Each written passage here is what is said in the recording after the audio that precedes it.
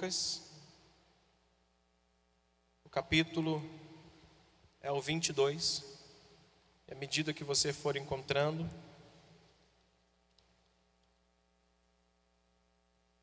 você por gentileza coloque-se em pé.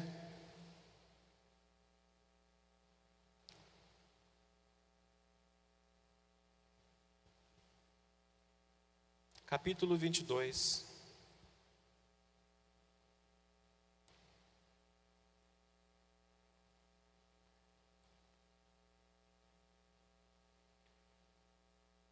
Do verso 39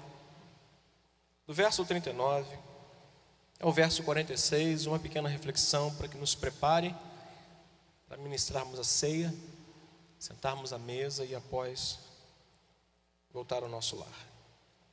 Verso 39 diz a palavra do Senhor: E saindo, foi como de costume para o Monte das Oliveiras, e os discípulos o acompanharam. E chegando ao lugar escolhido, Jesus lhes disse: Orai para que não entreis em tentação. Ele, por sua vez, se afastou, cerca de um tiro de pedra, e de joelhos orava. Diz o texto, dizendo o seguinte: Pai, se queres, passa de mim este cálice. Contudo, diga o texto, não se faça a minha vontade, e sim a tua. Vamos ler novamente o 42 juntos, dizendo: Pai, se queres, passa de mim este cálice. Contudo, não se faça a minha vontade, e sim a tua. Então lhe apareceu um anjo do céu que o confortava. E estando em agonia, orava mais intensamente. E aconteceu que o seu suor se tornou como gotas de sangue caindo sobre a terra. Levantou-se da oração e foi ter com os discípulos e os achou dormindo de tristeza. E disse-lhes: Por que estáis dormindo? Levantai-vos e orai, para que não entreis em tentação. Nosso Deus e Pai, essa é a tua santa palavra. Nos ajude na construção do pensamento esta noite e na aplicação de toda esta palavra, de toda esta verdade no nosso coração, para a edificação da nossa vida e fé e da nossa jornada, em nome de Jesus. Amém. Ocupe o seu lugar.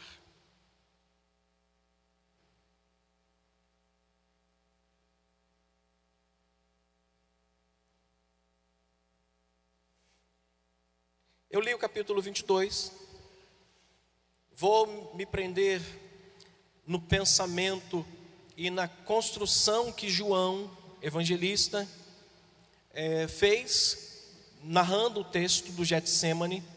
No capítulo 18, eu vou mencionar talvez aqui o episódio olhando para o capítulo 18. Nós lemos o capítulo 22 de Lucas, mas eu quero transportar você junto comigo rapidamente a João 18, porque é um episódio onde Jesus também vai ao Getsêmani com os seus discípulos. E se você puder dar uma pequena passada e deixar marcado Lucas 22, é muito bom, porque a gente vai voltar para esse texto. No relato do evangelista João, no capítulo 18, Jesus agora está deixando o cenáculo. Acharam 18? Agora olha para mim, capítulo 18 de João, do Evangelho. O relato segundo detalha o evangelista João. Jesus está deixando a reunião no cenáculo com os discípulos, está cruzando um vale, um caminho que vai direcioná-lo às montanhas aonde há ali o Monte das Oliveiras, um lugar familiar de Jesus, um lugar que era muito comum Jesus estar principalmente sozinho, orando e talvez em alguns momentos na companhia dos seus discípulos. Então, João está narrando aqui esse percurso que Jesus faz. Ele está deixando o cenáculo, ele está deixando o ajuntamento aonde Jesus faz a orientação dos seus discípulos. No capítulo 13, ele encoraja a eles entenderem assuntos sobre amor, orgulho, sobre a traição de Judas, sobre a negativa de Pedro e sobre a ideia de que ele vai partir e eles naquele momento não poderiam estar com ele. E aquela mensagem deixa o coração deles turbado, preocupado. A ideia que João traz aqui no capítulo 14, Jesus vendo talvez o semblante de todos os seus discípulos com aquela revelação de que ele partiria, mas eles não poderiam mais estar com eles, com Jesus. E João olha para aquele texto talvez com sensibilidade e mostra Jesus tranquilizando o coração de homens que acabaram de ouvir uma mensagem dizendo: olha, como é que pode? Nosso Senhor não vai mais estar conosco, vai morrer. Pedro, talvez mais afoito um pouco, diz: Senhor, de modo nenhum isso te acontecerá. Esquece esse assunto. Ele é repreendido pelo Senhor, dizendo: arreda-te, porque você não cogita as coisas de Deus, mas dos homens. No capítulo 15, Jesus fala um pouquinho da responsabilidade que cada um deles teria na partida, da responsabilidade de serem ramos que não poderiam deixar de estar ligados à videira. Jesus chama atenção a eles, porque eles não só deveriam estar com o coração tranquilo, quando Jesus diz: não se turbem o coração, creiam em Deus, creiam também em mim, na casa de meu Pai há muitas moradas. Mas Jesus chama atenção para a necessidade deles terem responsabilidade na vida.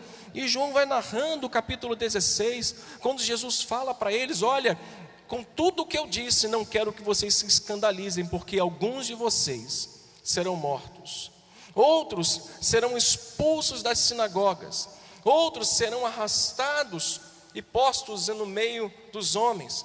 Não quero que vocês inflamem o coração de vocês, não quero que vocês fiquem melindrosos com esse assunto. E no capítulo 17 ele intercede pelos seus discípulos. A narrativa de João mostra no capítulo 17 Jesus deixando o cenáculo e na companhia dos seus discípulos indo em direção ao Monte das Oliveiras.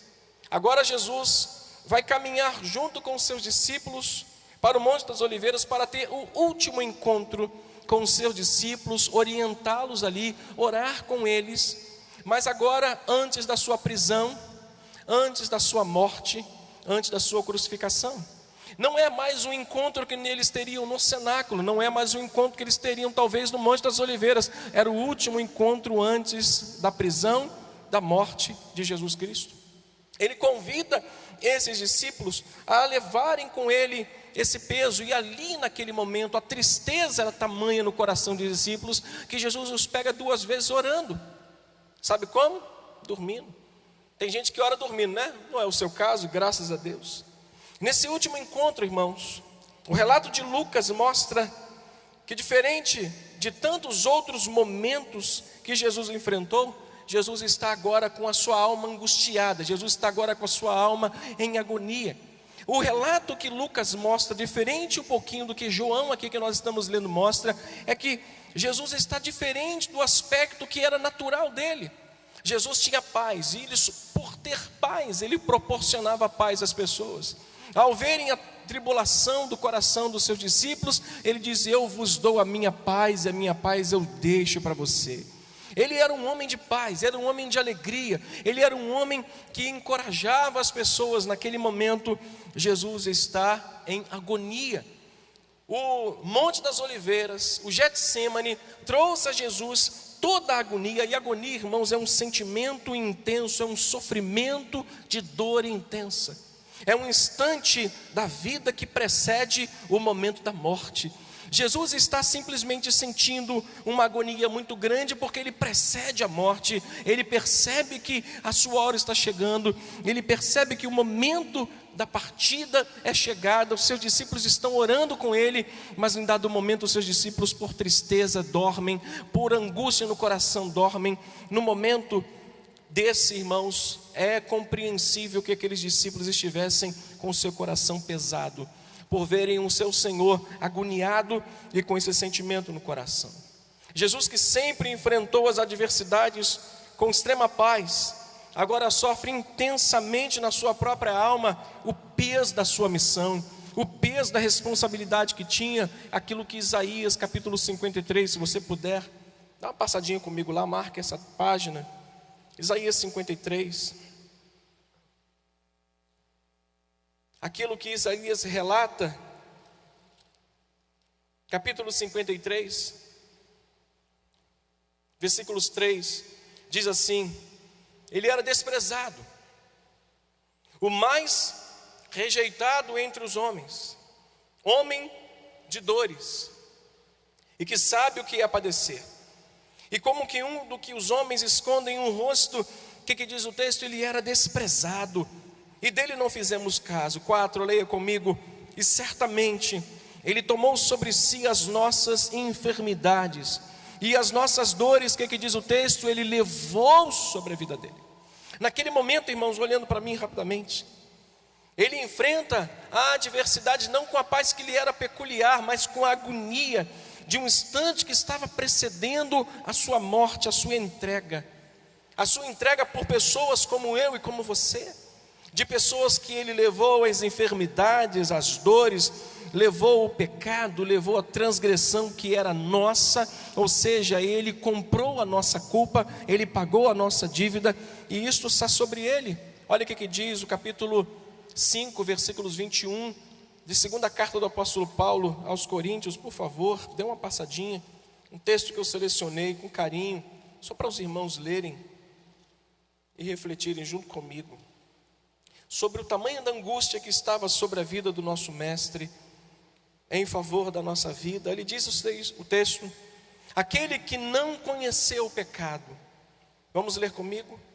Verso 21 do capítulo 5 de 2 Coríntios, diz assim: aquele que não conheceu o pecado, ele o fez pecado por nós, para que nele fôssemos feito justiça de Deus. Naquele momento, diferente de todos os outros, ele não tinha mais a paz, ele tinha uma agonia que tomava conta da sua vida. Agonia, irmãos, ou aflição no aspecto humano, não no aspecto de Cristo. É uma tristeza desconhecida. Jesus sabia o motivo da sua angústia, Jesus sabia o motivo da sua agonia, porque ele tomava sobre a sua vida o pecado de todos nós. Sobre ele estava uma responsabilidade, estava se aproximando o cumprimento da sua missão, e naquele momento Jesus sofre esta agonia de morte. Mas no que tange o aspecto humano, a agonia, às vezes, a aflição que nós sentimos é talvez um sentimento que nós desconhecemos. Às vezes nós estamos angustiados, aflitos, agoniados por uma coisa que a gente não conhece, por algo que nós ainda não temos noção o que é. Às vezes nós andamos aflitos no coração e a gente pergunta para nós mesmos: eu não sei o que está acontecendo. Quantos aqui são normais como eu, que às vezes você sente alguma coisa que você não sabe o que é? Quantos aqui? Isso é aflição, isso é agonia, isso é um sentimento que brota, que é desconhecido, que não pode ser explicado. É como se fosse uma tela de quadro em branco, que nós olhamos para a tela e dizemos assim: não tem nada. É assim que nós às vezes nos sentimos. Mas no capítulo 22, é aqui que eu quero deixar 2 conselhos, 2 ensinamentos, de como Jesus nos ensina a enfrentar essas aflições da vida. Como Jesus nos ensina a olhar para as aflições da vida. A experiência do Getsemane trouxe para mim e para você 2 grandes experiências, 2 grandes ensinamentos, e eu queria compartilhá-lo antes de nós ministrarmos. Mas antes eu quero orar pela sua vida. Permita-me orar, feche os seus olhos, curve sua cabeça. Nosso Deus e Pai, que esses ensinamentos, à luz da Tua palavra, possam encontrar agora um coração acessível, porque assim eu creio que isso vai depender, e isso depende em a minha vida, a vida de cada um. Ao ministrar a mim mesmo, ao ler o texto, ao aplicá-lo a mim mesmo, Senhor, eu percebi que isso pode mudar completamente a minha vida se eu não aplicá-lo. Isso pode, Senhor, destruir a nossa vida se nós não observarmos e termos o cuidado de chegarmos a esse texto, aos últimos ensinamentos de Cristo antes de ser entregue na mão dos homens. Assim possa ser no coração de cada um dos teus filhos, que esses simples conselhos, ensinos da Tua palavra possa surtir um efeito, não aqui e agora, mas ao sairmos por aquelas portas, para a glória do Teu nome.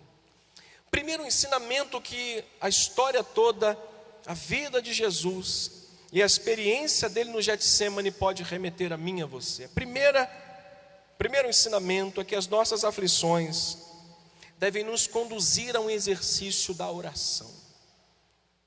Diga comigo: a minha aflição Se você não quiser falar que tem a sua aflição, diga: a aflição deve me conduzir ao exercício da oração. Se você olhar para o texto, você vai ver que Jesus convida os seus discípulos a irem com ele a um lugar separado, um lugar que era comum Jesus estar com os seus discípulos, e a oração ocupou o centro do ministério público de Cristo. Se você fosse procurar Jesus em algum momento, como algumas multidões iriam, quando ele chega na casa da sogra de Pedro, a primeira coisa que ele encontra é a sogra de Pedro enferma, e ele a cura. E eu imagino uma recepção simples posta na mesa para Jesus, e quando ele percebe, há uma multidão na porta, há um grupo de pessoas necessitadas, famintas, doentes, endemoniados, pessoas que estão lá fora precisando de Jesus, e ele deixa a mesa, deixa a casa e sai para servir as multidões e orar por elas. O ministério de Jesus, o ministério público, se concentrou na oração. Marcos capítulo 1, versículo 35, olha o que diz esse texto. Eu vou precisar que você venha comigo em alguns textos. Diz assim, versículo 35 de Marcos capítulo 1: tendo se levantado alta madrugada, diz o texto, saiu, foi para um lugar deserto e ali orava, procurando-no diligentemente Simão e os que com ele estavam. Tendo-o encontrado, lhe disseram assim: todos te buscam, Jesus. Mas Jesus, porém, lhes disse: vamos a outros lugares e às povoações vizinhas, a fim de que eu pregue também ali, pois para isso é que eu vim. E então foi por toda a Galileia, pregando nas sinagogas e deles expelindo os demônios. Louvado seja o nome do Senhor. Mas a primeira coisa que Jesus fez, antes de sair para fazer a sua missão, Jesus acordou de madrugada e concentrou-se no momento da oração. E concentrou-se no exercício da oração, que precisa ser a base da nossa vida, irmãos. As aflições que nós enfrentamos no dia a dia, elas não são vencidas pelo poder da oração. Por que eu orei com os irmãos? Porque nós precisamos concentrar a nossa vida, e para isso nós precisamos massificar intensamente isso na nossa vida e no nosso coração. Nós precisamos ser árbitros de nós mesmos, juízes de nós mesmos. Nós precisamos cobrar a nós mesmos: desperta tu que dormes, acorda. Nossas aflições devem ser conduzidas ao exercício de uma vida de oração, de uma vida de súplica, de uma vida de entrega a Deus. Lucas 6, 12, pula rapidinho. Lucas capítulo 6, verso 12, olha o que diz o texto. Antes da escolha dos discípulos: naqueles dias, retirou-se para o monte a fim de orar. E diz o texto: e passou a noite orando a Deus. O ministério da oração ocupou a vida ministerial de Jesus. O momento da oração, a vida, a entrega de oração, ocupou a vida 100% de Jesus. E deve ocupar nossa, irmãos. A oração, além de ser a maior obra que Deus requer de mim e de você, além de ser aquela obra que Deus requer de cada cristão, é o meio pelo qual recebemos aquilo que nós pedimos, aquilo que nós precisamos. Mateus 7, pedi, buscai, batei, pois quem pede, recebe, quem busca, encontra, e o que bate, abrir-se-lhe-á a porta. Isso deve fazer parte da nossa vida, irmãos. Nossas aflições devem nos conduzir, nossas lutas, nossas angústias, nossas preocupações, a despeito daquilo que Jesus estava vivendo ali no Getsemane, com a sua alma angustiada, sabendo que a pouco ele iria ser entregue nas mãos dos homens. Aquilo conduziu Jesus, e junto com seus discípulos, a uma vida de oração. Oração precisa ocupar o centro da nossa vida com Cristo. Glenn tem que ocupar 100% da sua vida. Pastor, mas eu não tenho tanto tempo assim como o senhor tem. Mesmo que você não tenha 2 horas para estar de joelho, você tenha 6 horas para estar de pé, dizendo: Senhor, louvado seja o teu nome, eu dependo da tua graça, eu preciso de ti. Senhor, guarda a minha vida, guarda o meu coração, dá-me sabedoria. Mesmo que você não tenha todo o tempo para estar de joelho, você tem o dia inteiro para estar de pé em oração e pedindo a Deus, santifica a minha vida. Você pode estar no carro orando a Deus, você pode estar ali fazendo esse exercício da oração na sua vida, porque isso é vital para você. Isso é vital para a tua santidade, para o teu progresso. Oração é a fonte do avivamento espiritual da igreja.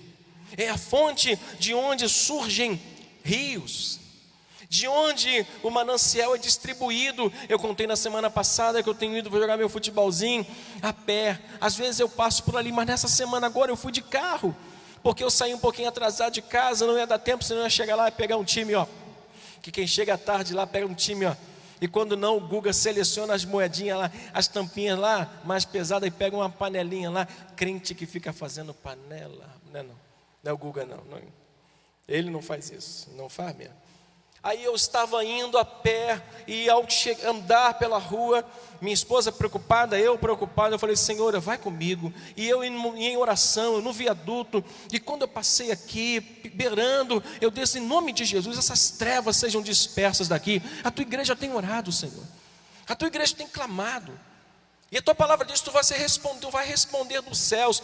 Então responde. E ao passar, eu via homossexuais, eu via drogados, eu via pessoas lá no canto fazendo coisas erradas, e eu preocupado, mas ao mesmo tempo orando ao Senhor e pedindo, Deus, transforma. Na semana seguinte, eu passei de carro, não estava chovendo, estava um dia normal, e eu não vi tantos quantos eu havia visto naquele dia, ou melhor, eu não vi ninguém. Eu vi um grupo jogando bola, eu olhei para o céu dentro do meu carro, falei, louvado seja o nome do Senhor, porque tu está respondendo dos céus.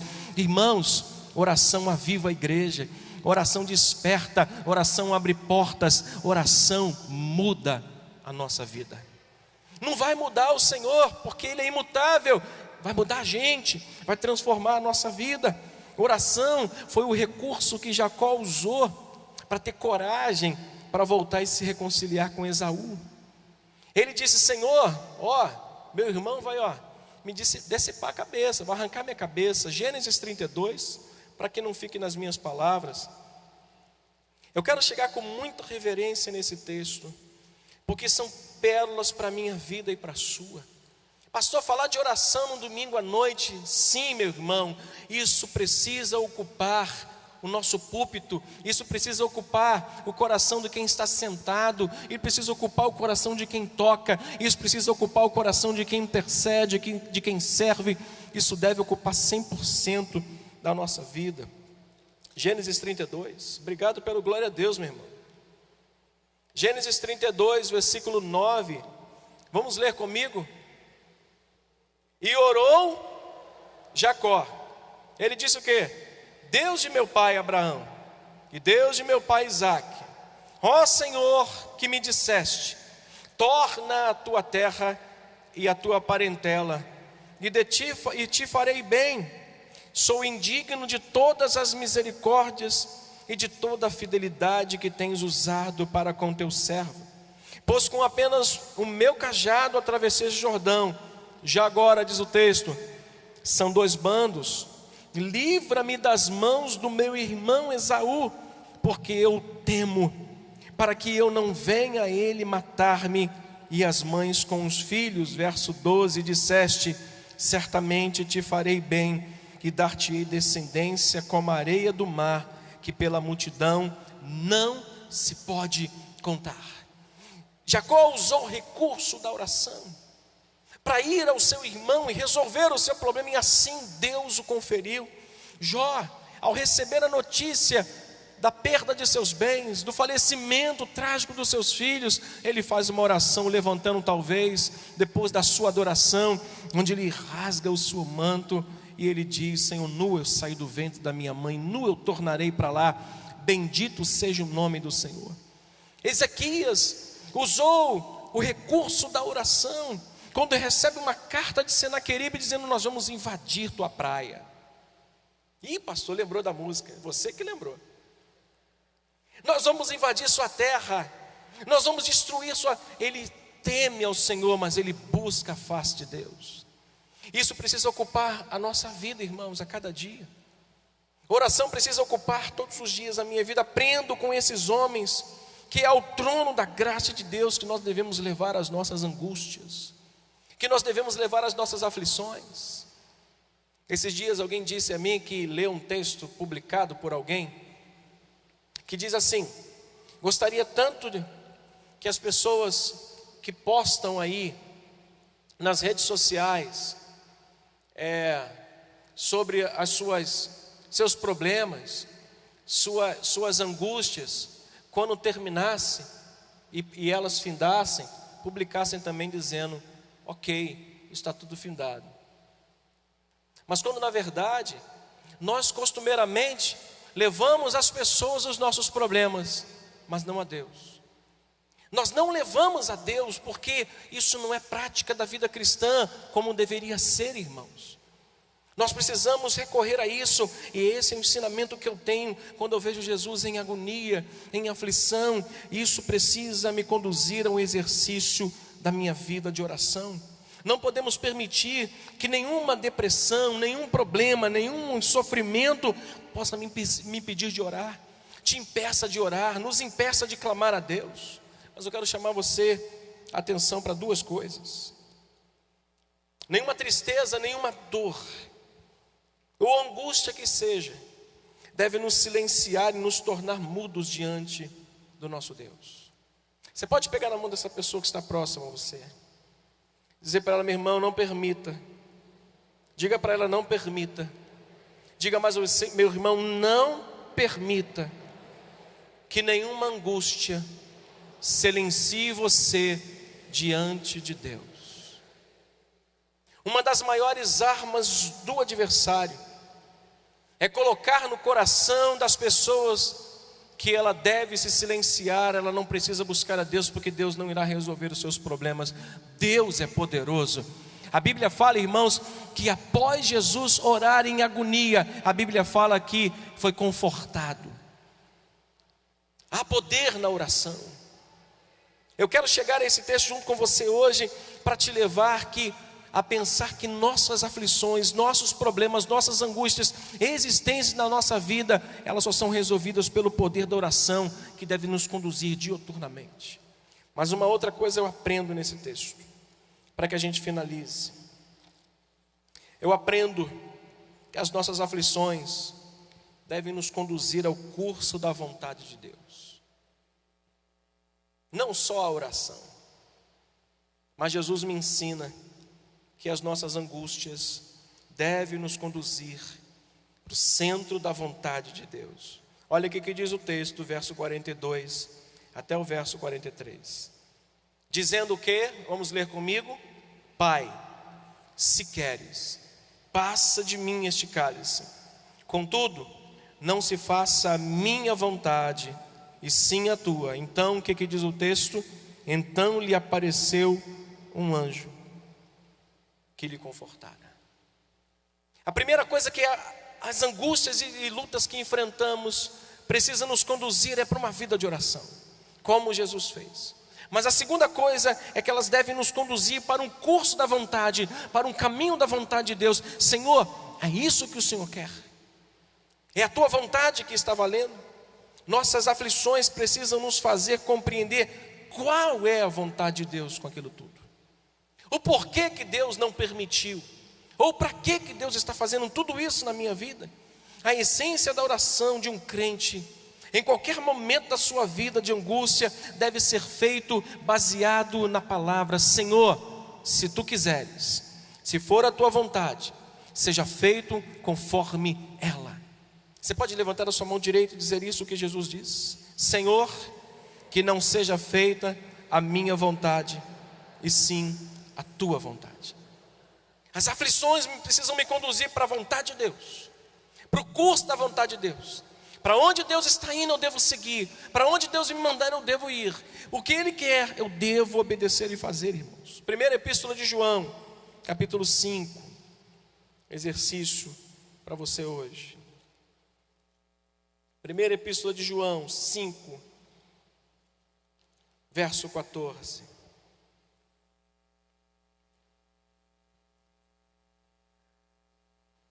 Diz a palavra do Senhor: Vamos juntos.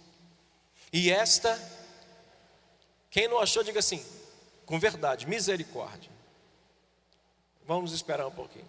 Primeira epístola de João, depois da carta de Pedro. Primeira epístola de João, capítulo 5, verso 14. Diz o texto: e esta é a confiança que temos para com Ele, que se pedirmos alguma coisa, segundo a sua vontade, Ele, mais uma vez, e esta é a confiança que nós temos para com Ele, que se pedirmos alguma coisa, segundo a sua vontade, diz as Escrituras, Ele é poderoso, Fabinho, para nos ouvir. Diga glória a Deus. Mas tem que estar na vontade dEle. É necessário que nós estejamos no curso da vontade de Deus, irmãos. Aquilo que Deus deseja, aquilo que Deus quer, deve ser maior do que as nossas expectativas, deve ser maior do que a minha vontade, deve estar colocando a minha vontade para escanteio. Aquilo que Deus quer deve fazer parte da minha vida, mesmo que isso seja amargo, João, para mim e para você. Isso deve me conduzir para o curso da vontade de Deus, mesmo que para isso eu encontre muros na minha frente, problemas na minha frente, ou até mais angústias na minha frente, mas isso deve nortear a minha vida, aquilo que Deus quer. Não o que eu quero, não o que nós planejamos, não as nossas expectativas. Como nós entramos na igreja às vezes, determinando, exigindo, mal acostumados, mal criados. Já que Deus não me deu, eu vou buscar uma corrente. Já que pela oração aqui, de segunda-feira, nada está mudando, eu vou fazer uma corrente agora de 7 semanas. Você pode fazer quanto que você quiser, você pode subir monte, você pode subir monte de costa e descer de costa. Se não for a vontade de Deus, nada muda. Segundo a vontade de Deus, as coisas surgem, fluem, acontecem. Mas caso contrário, elas se estagnam, elas param, elas não prosseguem, elas não vão à frente, irmãos. Por fim, assim como Jesus, devemos manifestar os nossos desejos e ficarmos à vontade diante de Deus, dizer: Senhor, eu não quero isso. Quantos aqui acham que é pecado dizer que não quer fazer alguma coisa na igreja? Não é pecado você dizer: Senhor, eu não quero isso.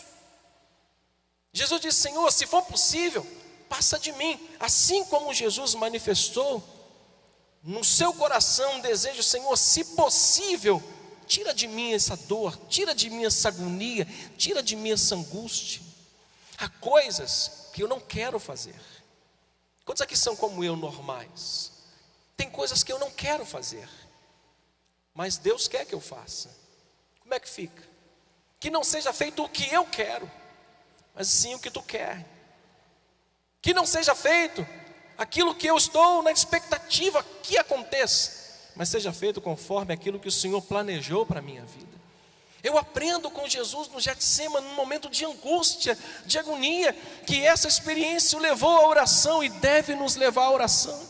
E a segunda coisa que eu aprendo é que por mais que eu tenha expectativas e desejos, eu preciso apresentá-las diante de Deus, eu preciso apresentar abertamente diante de Deus, mas também, como Jesus fez, devemos fazer tudo isso manifestando uma completa submissão à vontade dEle, dizendo como Ele diz, voltando ao texto: Pai, se queres, passa de mim este cálice, contudo, não se faça a minha vontade, mas sim a tua vontade. Existem, irmãos, motivos sábios, ouça o que eu vou lhe falar nesse momento. Existem motivos sábios da parte de Deus e direções mais certas ainda para cada uma das aflições que às vezes nos assolam. As aflições que às vezes nós vivemos, elas têm a medida certa para cada vida que está aqui nessa noite. Deus não colocou um peso maior para você e menor para o seu irmão. Deus colocou um peso na medida adequada para cada um de nós, para nos levar ao exercício da oração e ao exercício da submissão a Ele. Senhor, eu vou orar, mas que seja feita a tua vontade e não a minha. a minha, pode esquecer, mas eu me deleito na vontade do meu Deus. Carinhosamente, você vai dizer para o teu irmão: meu irmão, se a sua oração, diga para ele, se a sua oração não mudar nada, João, se a sua oração não mudar nada, submeta-se a Deus. Diga para ela: você está ouvindo, minha irmã? Você está orando, e muito, mas se a sua oração não mudar nada, continue acreditando nele, continue submetendo à vontade dele, porque é boa, agradável e perfeita para a sua vida. Você está orando, minha irmã? Você está subindo um monte, você está subindo um monte, você está orando, você está jejuando, mas Deus não respondeu. Não para de orar não, mas entenda uma coisa: a melhor coisa é nós nos submetermos àquilo que Ele quer. As aflições que Ele nos impõe, que Ele permite sobre a nossa vida, tem o peso adequado para cada um de nós carregarmos. Ninguém está aqui sofrendo demasiadamente. Deus não é injusto com você. Eu vou abandonar Deus, eu vou abandonar a igreja, eu vou abandonar tudo porque a minha cruz está pesada. Mentira. Deus não impõe sobre ninguém um peso maior do que a sua capacidade de carregar. Ela tem a medida certa, ela tem um tamanho certo para a sua vida e para a sua fé. Sai daqui nesta noite como eu aprendi com Jesus no Getsemane, como um sofrimento do nosso Senhor me trouxe um ensinamento e me fez pedir a Deus: Senhor, me corrija, me leva mais para o trono da tua graça em oração, me faz um homem de oração. Quantos aqui estão precisando ser melhores homens e mulheres de oração? Nós oramos pouco, nós precisamos orar mais. E quando nós orarmos mais, como Jesus fez, e quanto mais agonia, diz o texto, verso 44, e estando em agonia, ele diz o texto, orava mais intensamente. À medida que as aflições iam aumentando, ele iria orando cada vez mais. Sua oração, portanto, se a sua oração, portanto, não mudar, e Deus não mudar através dela, continue se submetendo à vontade dele, porque ela é boa para a sua vida. Amém? Feche a sua Bíblia, guarde-a, coloque num lugar e feche os seus olhos, por gentileza. Eu queria convidar os músicos e os irmãos para que a gente possa servir os elementos. Nosso Deus e Pai, esta é uma pequena reflexão que vai nos mostrar, Senhor, o valor que é a vida de oração. O valor, Senhor, que Tu mostrou a nós através do Teu exemplo de aflição, de angústia. E nos mostrando, Senhor, que tudo isso precisa nos conduzir, nos levar a vivermos como o Senhor viveu. Mas sobretudo aprendermos o que é submissão. Pai, que nesta noite as nossas vontades sejam postas de lado, para que o Senhor possa cumprir a Tua vontade na vida de cada um dos Teus filhos. Eu sei que há pessoas que estão aqui carregando fardos pesados. Eu sei que há pessoas que estão aqui nesta noite sofrendo muito, estão passando pelo vale da sombra da morte, estão vivendo vexames, humilhações, vergonhas. Mas, Senhor, esta cruz é capaz. Eles são capazes de carregar esta cruz. Por isso, mostra o Teu propósito a cada um dos Teus servos nesta noite, em nome de Jesus.